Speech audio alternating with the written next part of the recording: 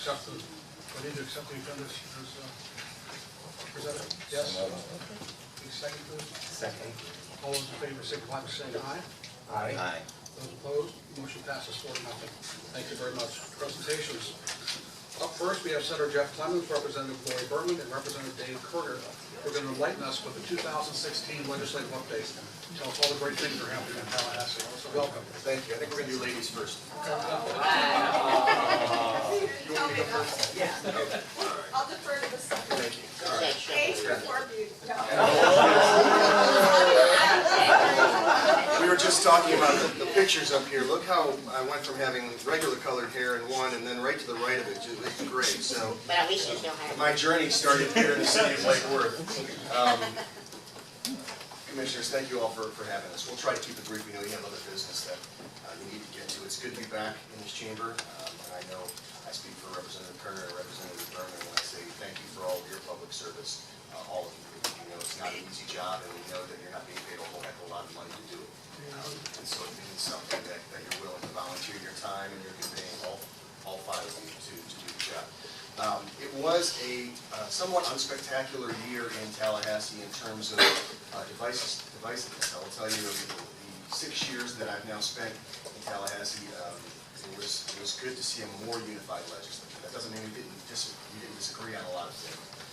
But on the whole, this was the first year that we all voted for the budget together. We all felt that while it had issues, that the good outweighed the bad. And of course, you only get to vote for that budget before the governor vetoes, rather than looking at the budget after the gubernatorial vetoes. So that maybe would have changed a few things, but nonetheless, I think it was a pretty good year overall for Palm Beach County. I will shock none of you when I say that for Lake Worth, the story was a little bit different, and certainly disappointing. Myself and certainly the folks behind me, as well as Representative Powell, all worked to make sure that the money for the city was in the budget. We took it as far as we could, and that's to get it in the budget when it goes to the governor, and after that it's kind of somewhat out of our hands. I'm still a little unsure, and we'll take some questions, I'm sure, as soon as my colleagues are done, what the reasoning for the veto is. I read the veto message, but frankly, it doesn't make a whole lot of sense to me. You know, it's a disappointment because we really wanted to help fulfill the promise that was made well over a decade ago when it comes to the commercial land that sits west of I-95 here. I personally wanted to help fulfill that promise, and so that is a disappointment to me. Again, I can't say why. I will tell you that within my Senate district, we funded programs in the Broadway area of West Palm that survived vetoes. The Curry Park survived vetoes. Some of the projects that we were able to fund in Delray and Lantana survived vetoes. So I don't think this was a personal issue. I really can't say why one project supposedly meets return on investment goals and another one doesn't. Those goals have never really been made clear to me. So, but as a whole, and I know that was a huge disappointment, but as a whole, we funded a lot more cultural projects in Palm Beach County this year, which I think is a big plus. And we felt, as a group, I think that this was a more balanced budget at the state level than we had seen in the past.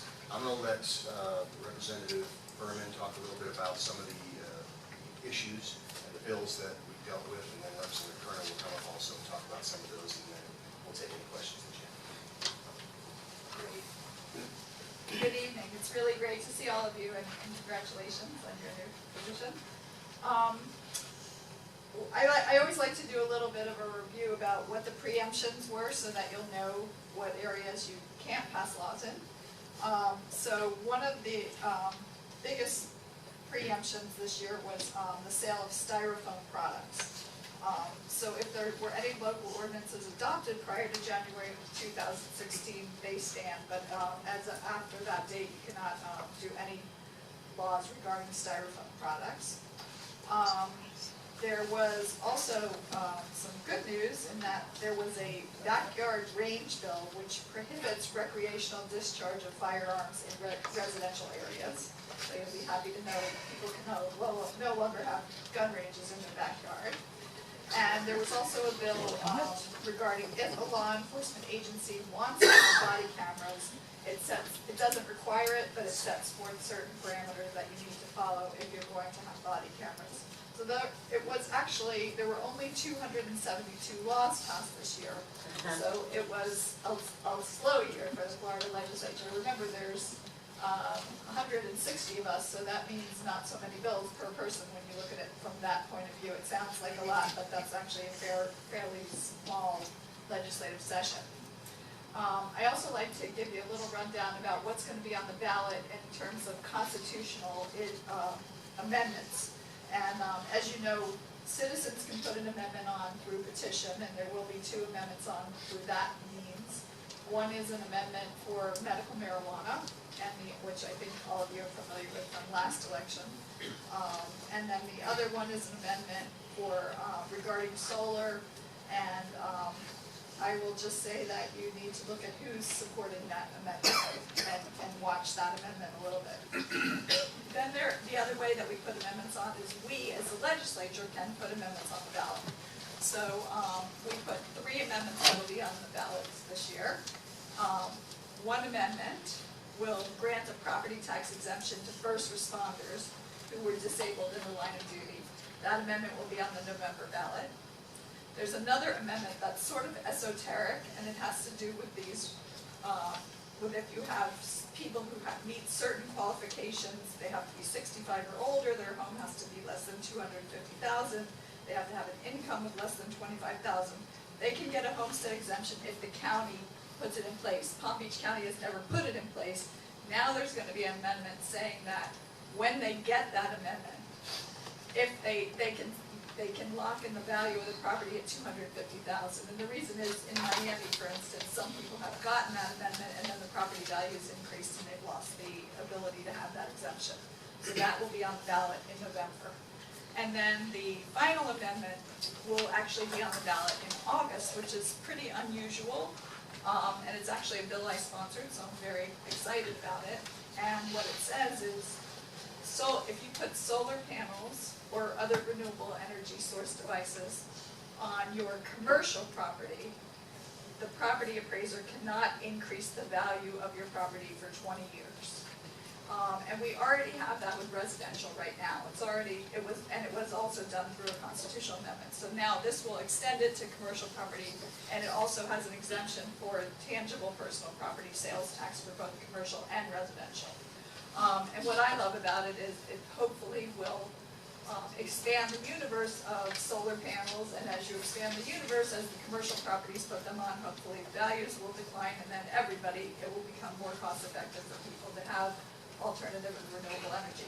So that will be on the ballot in August, and I'm urging all of you to vote yes and get the word out on the ballot for August. That is a really good energy and environmental amendment. So I don't want to take up too much more of your time. I'll be here for questions, and I'll go now to my colleague. So thank you all, and I'm really happy and proud to represent all of you. Thank you.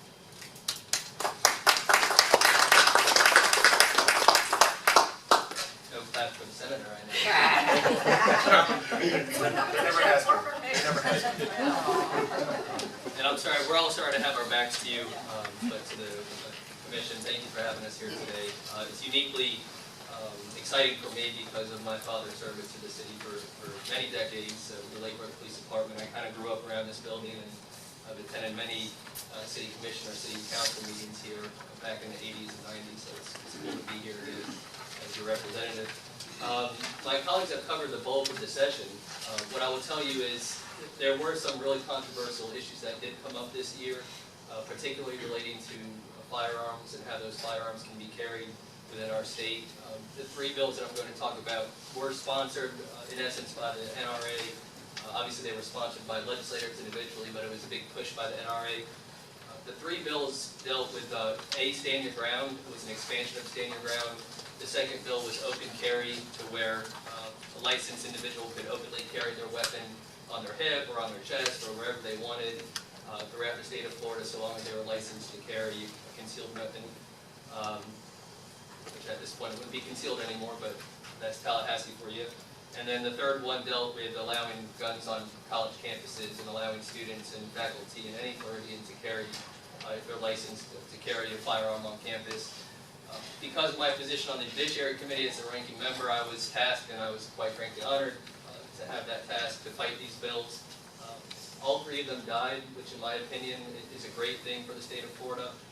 Certainly wasn't because of my effort individually, but members of both parties that stood up and said enough is enough when it comes to the expansion of so-called Second Amendment rights in the state of Florida. There was one bill that I think we all voted against it almost uniformly, at least in our caucus, which would have taken away the authority of municipalities and, well, municipalities and special districts to hold elections on whatever schedule they see fit as defined by the charter or an ordinance. The goal there, I don't know what the true intent was, but ultimately it would have required cities to have their elections in the August and November time periods. That bill did die. So all in all, it was a good session. I know that we had some very hurtful vetoes here in the city of Lake Worth, but one project that wasn't vetoed that the three of us worked on diligently dealt with the C-51 Canal boat lift that will allow intercoastal access from our chain of lakes, Lake Clark Shores, and the surrounding canals and lakes.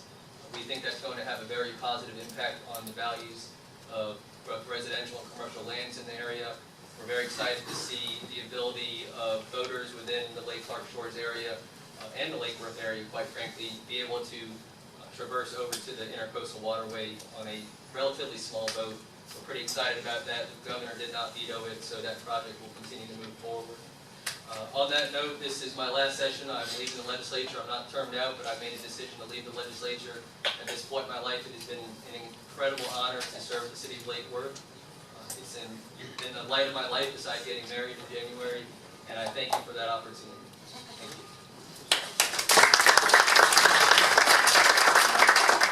you. So, we'll be willing to take any questions you have, and we'll probably toss the ball back and forth depending on who All right, has let's start with Commissioner McBoy. A couple of things. Thank you all three for coming. It's always nice to see Jeff again. That's always great, but also we appreciate that you come and inform citizens of what you experienced, what you saw. Specific one, thank you, Representative Berman, for the solar panel one. I know that having worked with the PACE program and some of that the issue of if a commercial entity wants to put solar and they're afraid that they're going to get hit with a tax increase. You actually said that you hoped that this would help values come down. What you meant to say, I'm sure, is the price of solar panels to come down, the values of the property will. Right, the prices went down, Right. so. And I'm sure you're well aware that at this point, the cost of producing electricity from solar is better than coal. It hasn't quite beat natural gas, but we're very close to it being, you don't have to do it for the right environmental reasons. It's actually a pretty good economic decision. So that's great. And so you may know that, unfortunately, I don't know the name of the company, but it's a limousine company up on Georgia Avenue that has a whole string of panels up there, and very happy to have it. So thank you for that. David, you had mentioned that the several firearms bills that were sponsored were generally pushed by the NRA, and I totally agree with you, and I agree with a lot of the police chiefs who said, boy, this is not a good idea. These are not good ideas.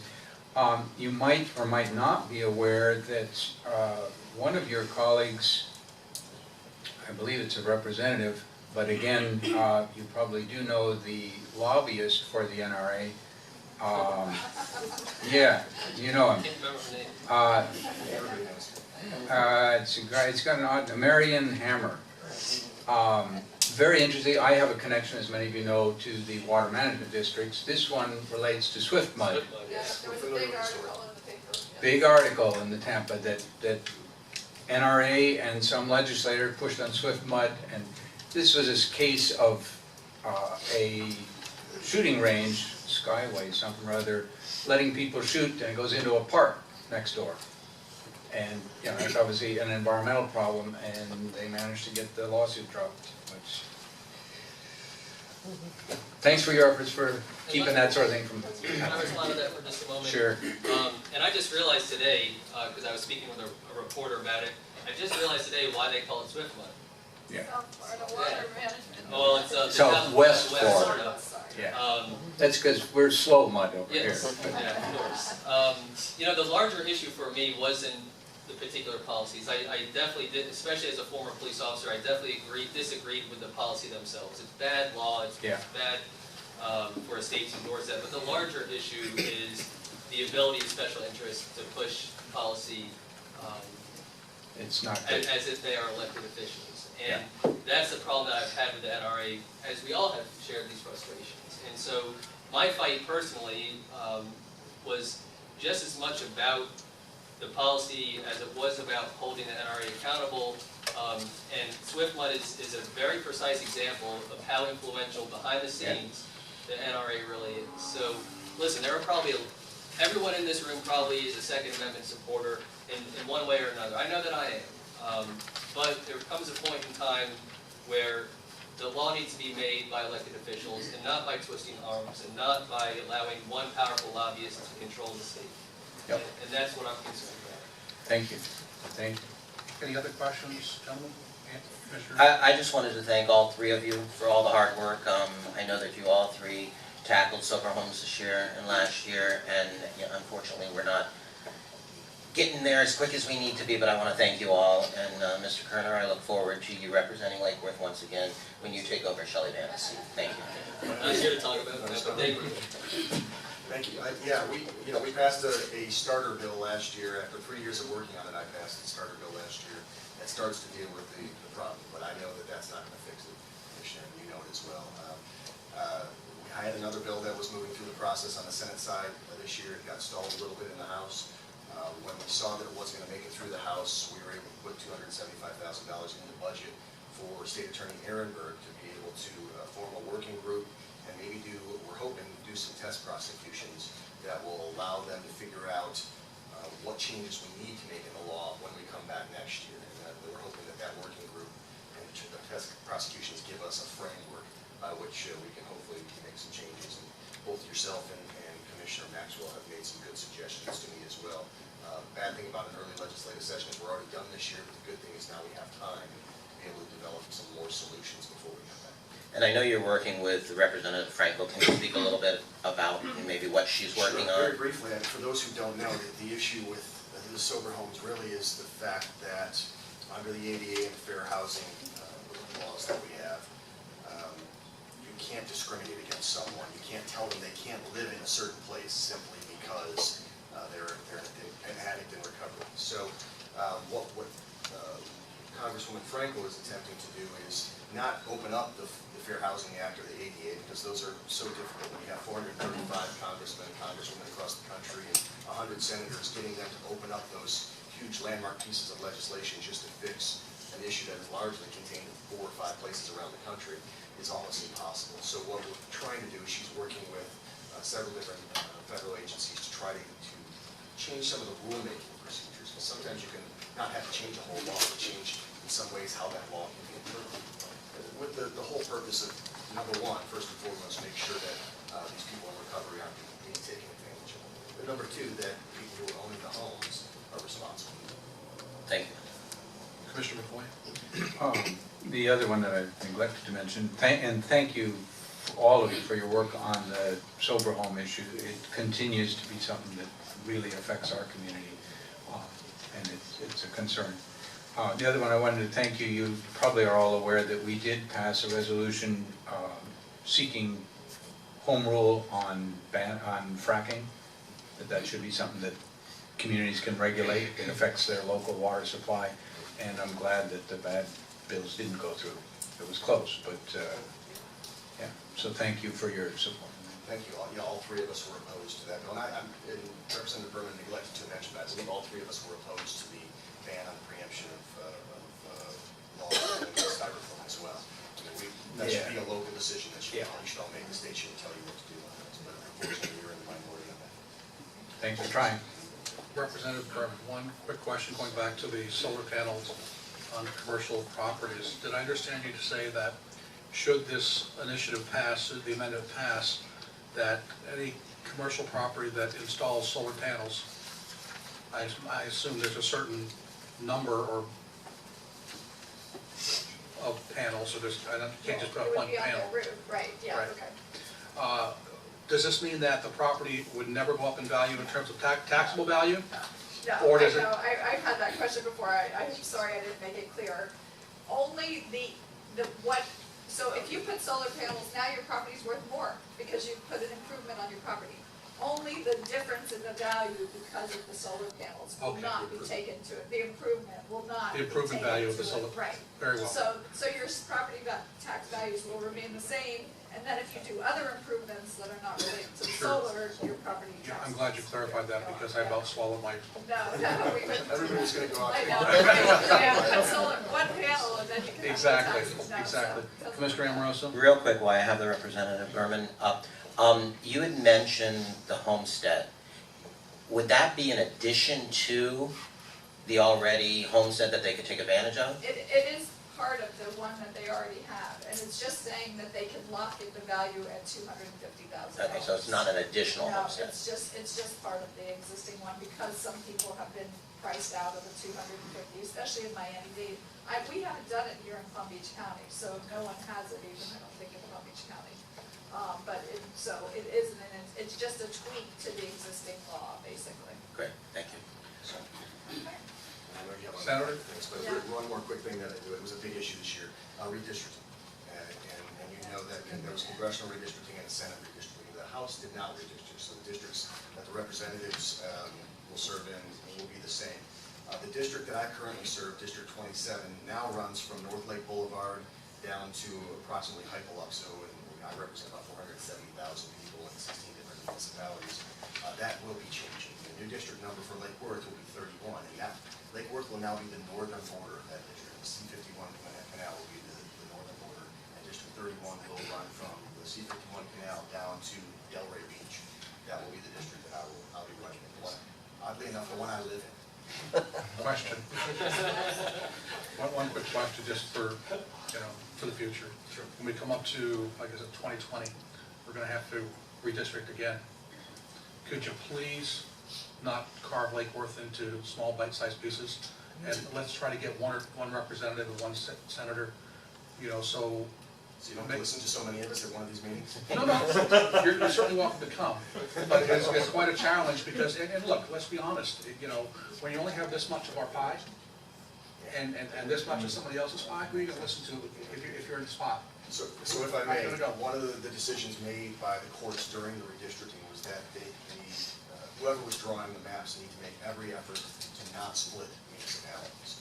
And so you'll see in the Senate maps, the entire statewide Senate maps, I think there were only somewhere around 9 or 10 municipalities split in the entire state in the new Senate maps. So when it comes to the redistricting of the new House maps, I would expect that law and that decision by the courts will be enforced as well, and we'll see less of that. I agree with you. I was lucky enough to represent almost the entire city of Lake Worth when I was in the House, and then through the redistricting that changed.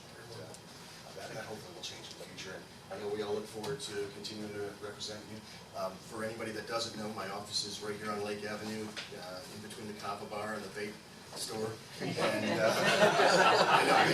so you can, but it's also near the Starbucks. You can come get your coffee, you can come get your pillows, you can bring your government all in one block. It's fantastic. Seriously, we do a lot of work in our office that has nothing to do with our office. It just has to do with helping people on a daily basis. If you have someone who needs help with something, call us. Even if it's not a state issue, we understand, we know who to contact at the federal level, we know who to contact at the local level. If we can't help you, we'll tell you, but more often than not, we can. Thank you, Senator. Thank you, Representatives. Thank you. Appreciate it.